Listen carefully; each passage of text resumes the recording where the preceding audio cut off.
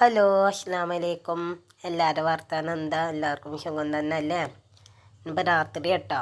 രാത്രി ഭക്ഷണം കഴിച്ച പാത്രം ഒന്ന് ഫുള്ള് മോറിയിട്ടില്ലേനി. ജന്നമോള് പാത്രം മോറാനുണ്ട് അയക്കണില്ലേനി.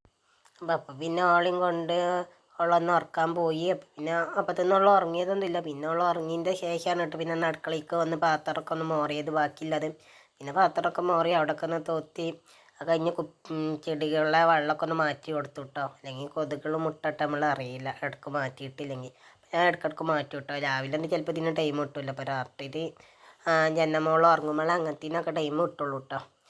അപ്പം പിന്നെ അതൊക്കെ വേഗം വെള്ളമൊക്കെ ഒന്ന് മാറ്റി. പിന്നെ രാവിലെയൊക്കെ കറിക്ക് ആക്കാൻ വിചാരിച്ചാണ്ട് നിന്നപ്പോൾ കടല ഉണ്ട്. അപ്പോൾ പിന്നെ കടല വെള്ളത്തിലിട്ട് വെക്കാൻ വിചാരിച്ചു.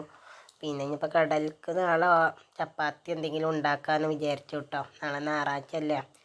നേരത്തെ നമുക്ക് മക്കൾക്ക് സ്കൂളൊന്നും ഇല്ലല്ലോ.